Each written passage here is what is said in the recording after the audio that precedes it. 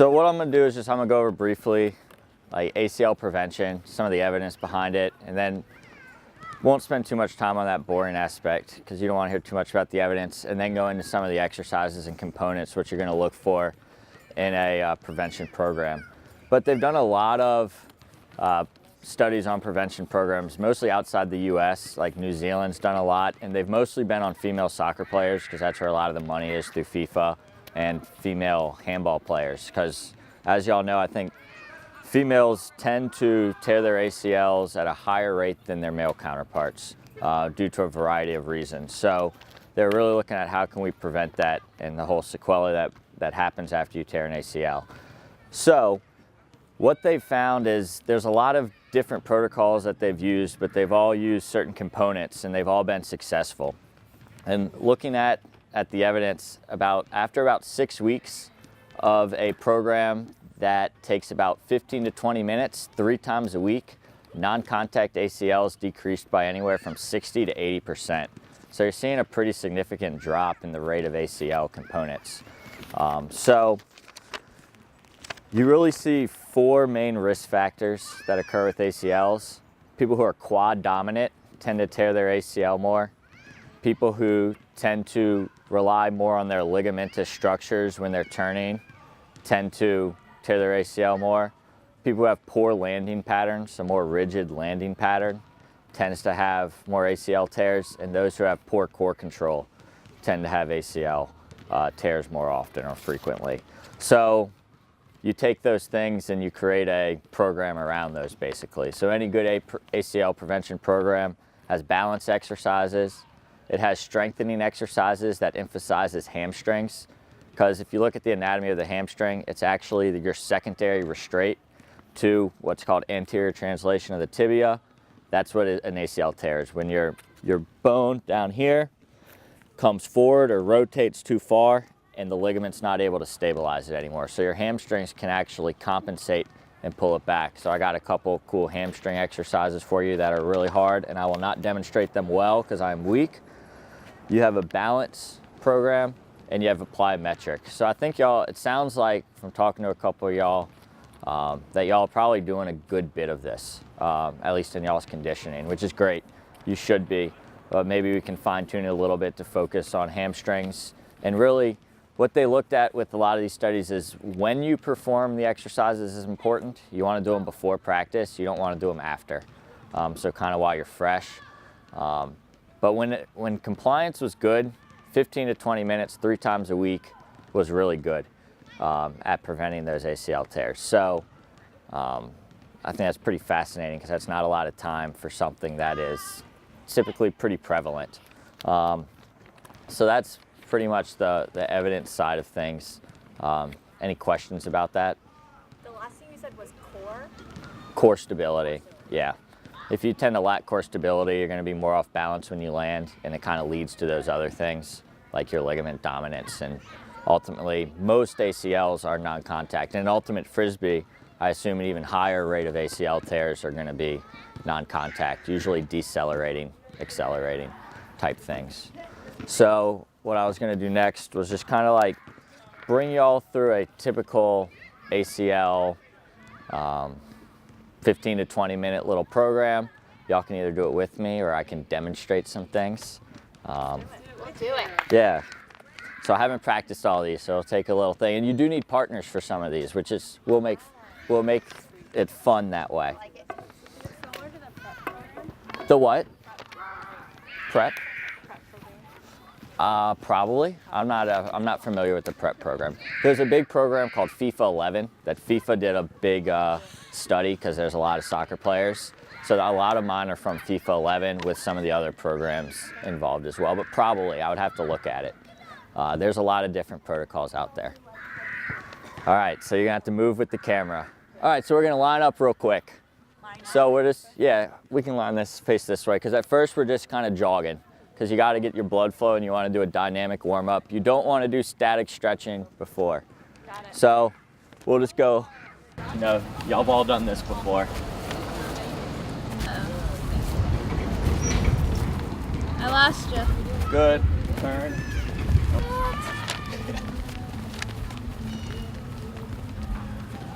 All right, and then you're just gonna run, speed up, and stop. Accelerate, turn, run, speed up, decelerate. You may need a little more room. You're just gonna run and you're gonna turn. Everyone cut in a different direction. So you're just working on cutting. So go.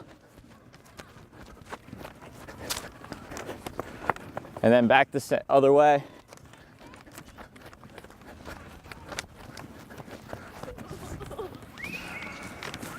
All right, this is a fun one. So Molly, stand there and turn and face that way. We're gonna side shuffle, jump into each other and land. Oh my gosh. Harder crackback. So now, we'll take a second to talk about like landing real quick, because that's really important. So when you're doing plyometrics, a big component of it is when you come down, you wanna have a lot of knee bend and you wanna have a lot of hip bend. You do not wanna land like this. A real stiff leg, that's a lot of quad dominance and you're more likely to tear your ACL. So when y'all are going through plyometrics in y'all's workouts, if you see somebody who's landing real stiff, just let them know, land softly, bend your knees more, bend your hips more. So it's more like, boom, you gotta have a nice soft landing, make it really quiet. So not this, this. So, pair up, and do that. So cute. Yeah, this one's fun. So try it. Yeah, that's great. Oh, you two go. All right. It's fun having a team because you can make more of these partner drills. There you go. All right, stay with your partners real quick, but get close to each other, face each other, stand on one leg, and have a shoving match.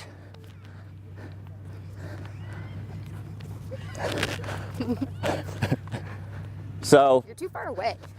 So a good way to challenge balance with some perturbations. If you have a ball or a wobble ball, great, but even just standing on one leg is sufficient. It's even better if you get that external input somehow. So that's a good fun one. So next, let's kind of just go to some strength stuff. Core, I think we've all done core before, but getting down and doing a plank, trying to have good form. If that's easy for you, go ahead, lift your leg. You can do repetitions, or if you're really strong, you can hold it. Alternate, kind of just make it your own. You can bend your knee to hit more glute and do some hip extension. All right, roll to your side, same thing. Your side plank. If that's hard enough, stay there. If it's not, you can lift the foot. So just go based on where you are. Remember, form always over advancement. If you can't do the leg lift, don't do it. I can't, so I'll stay here. And then you switch.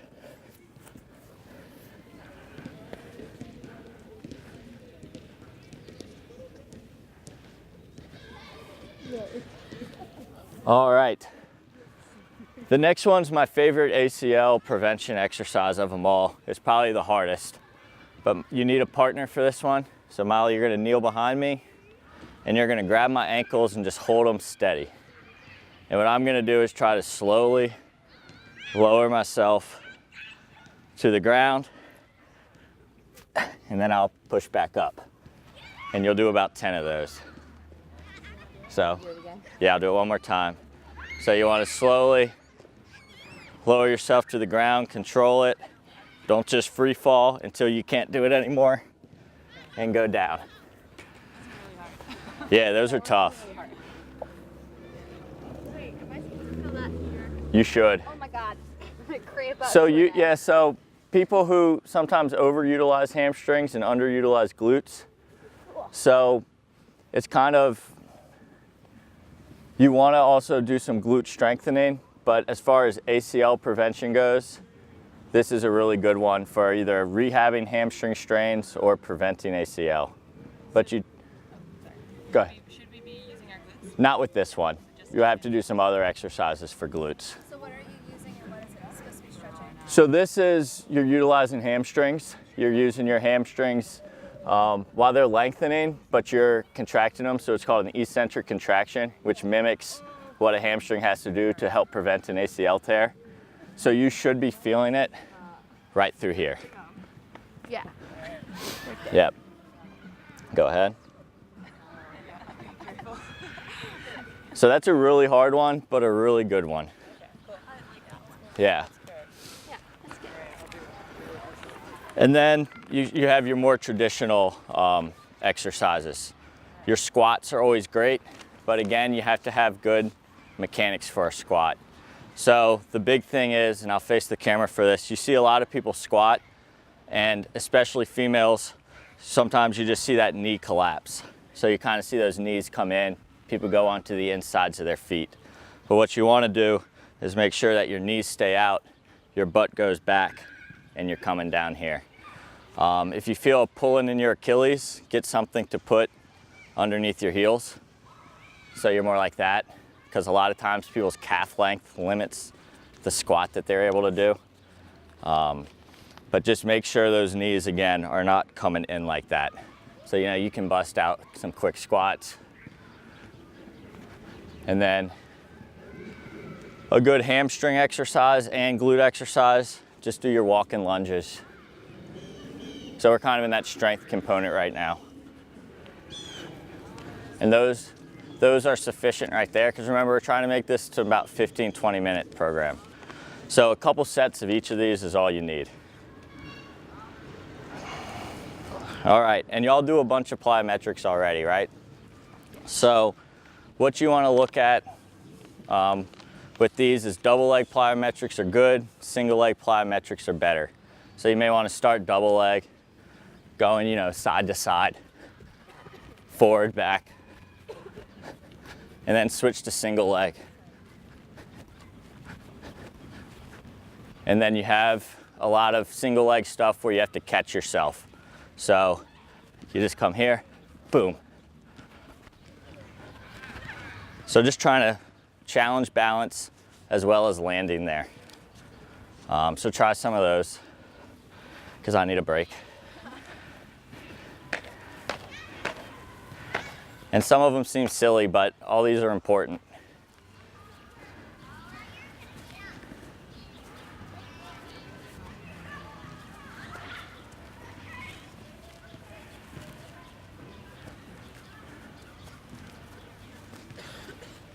All right, and then the last one I'll show y'all, because I think this is enough exercise. This is sufficient, so I just keep saying it. 15, 20 minutes of these 3 times a week, 60 to 80% decrease in non-contact ACL tears. The last one I think I learned from like a P90X video or something, but I really like it. Yeah, Tony Horton I think did it. Or what's the other big one? Insanity. Insanity. I think this is an insanity one, where they're like crossing and they catch, and they catch. But I think that's a really good one, because you're challenging your catching. You have to bend at the knee to improve your landing mechanics.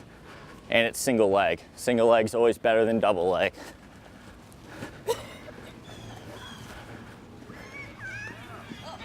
All right. So not that hard. And the fact that y'all are doing an hour of conditioning, at least 1 time a week, I mean, you can fit a lot of these types of things in. So what I do is just focus even more on hamstring things. That's right, probably the biggest #1 thing.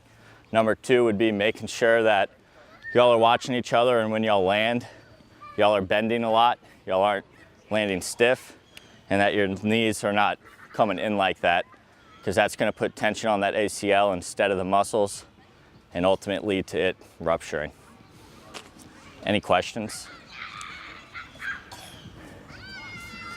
Hey, you're a TV star. Let me know when this goes viral.